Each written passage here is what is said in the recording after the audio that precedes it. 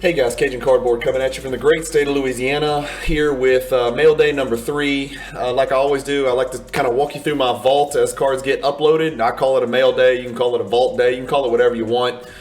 These cards are not in hand, they're all sitting in my PWCC vault, so we're about to look at some high-res images. I like to keep these videos between 10 to 12 minutes. I call it a 10-minute mail day for a reason. I'm still shooting for one to be under 10 minutes. I usually end up a little bit over 10 minutes, but hope you guys enjoy. If you missed any of my prior mail days, number 1 or 2, you can go check them out. I've actually got a playlist created on my YouTube channel. Hit the bell icon and subscribe and get some notifications. That way, every time I drop a new video, you guys know. So without any more delay, we're going to get right to it. As you guys know, I talk about it. Just about every mail day is going to include a PMG red, or at least for the time being, it does and will. Here's 3 commons. I slipped these through the cracks. The Kendall Gill I actually got off eBay, so was lucky enough to get that one off eBay without their dumbass policy rejecting it for authenticity reasons, which seems to be more often than not with precious metal gems.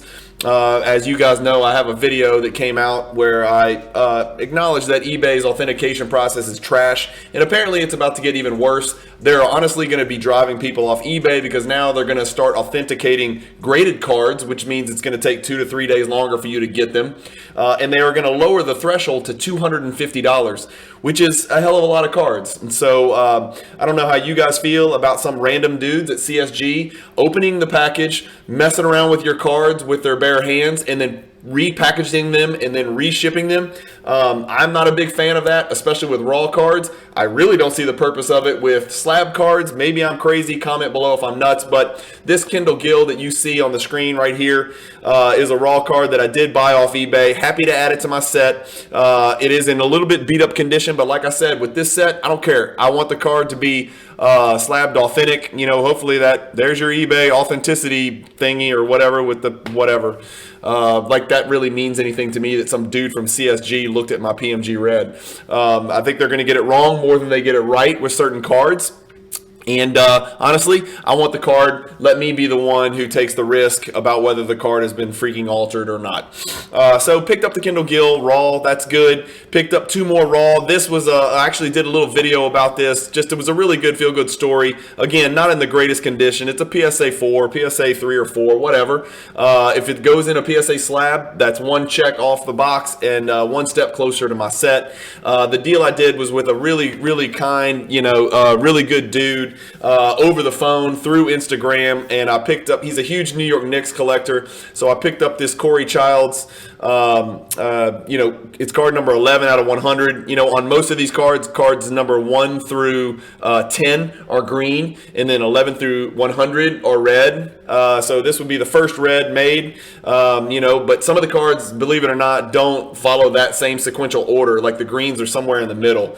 So I don't know what the deal is with that. I don't know too much about it, but I just know it is possible. And then I picked up this Allen Houston also. So he had both of these because he was a New York Knicks kind of super collector. That was what his primary motive for his collection was. So really happy to pick up both of these. Card number 26 out of 100. So 3 PMG raws. Those I'm kind of sitting on them right now in my vault. As I add raws to my vault, at some point I'm going to group all of those cards together and move them over to PSA, and then just pray and cross my fingers and hope for the best, that every one of them comes back in a slab, whether it has a numerical value or not. Would be great if it does, but if they come back authentic or authentic altered, I don't care. That's fine with me also. But card number 4 here, we got I was really, really happy with the price point on this. I don't like to talk about numbers or dollars or what I paid. It's a Pop 14. This is the 1997 SPX Gold Parallel die cut, BGS 9.5 condition. That's my sweet spot for my 90s Jordan collection. I like SPX a lot. There's a bunch of different unique parallels. I'm not the world's biggest expert on them, but gold's one of the bigger. Really low pop card. Not many of these out there. Beautiful card. Really tough to get a BGS 9.5, and you can even see on this 9.5, it's got some white around it. I mean, this is not easy. This is intricately die cut with some very sharp changes of direction with the contour of the card. So happy to get this in a 9.5. I won this in PWCC Weekly Auction number, I think it was 5. I'm not really sure.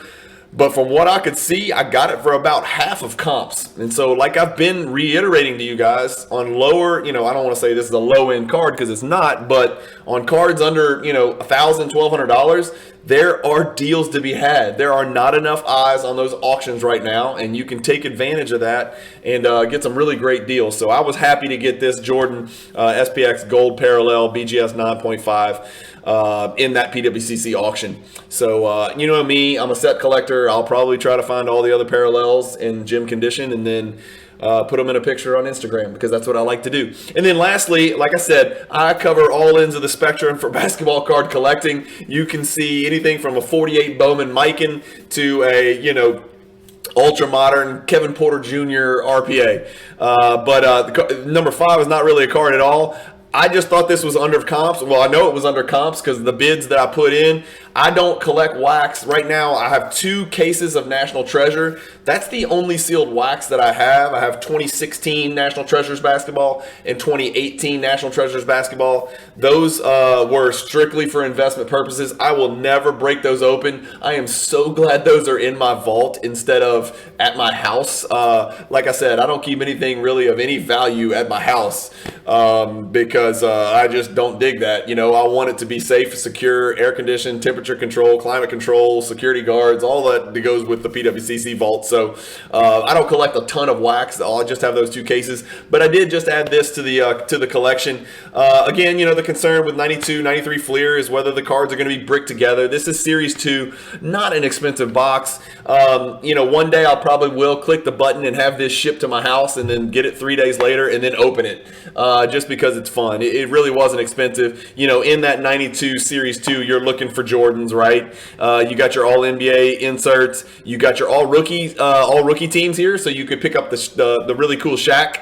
And then you got your NBA award winners. That's really the 3 that I would be looking for, along with the base Jordan, which in PSA 10 condition is a pretty decent card. Would certainly more than pay for the box in PSA 10 condition. So, when I'm busting that box, I'm looking for Shaq, I'm looking for Jordan. Nothing huge, and it needs to be in great condition. There needs to be no sticking or breaking of the cards, which is a huge problem with these glossy 92s. That's why I really don't buy too much 90s wax. That's just it's a risk you're always going to take, and you really can't tell whether the cards are going to be bricked together because you don't know the history of this box. Hell, we're now 30 years, and so this could have been kept in a 400 degrees warehouse where it became, like a microwave, and the cards are all going to be stuck together and worthless.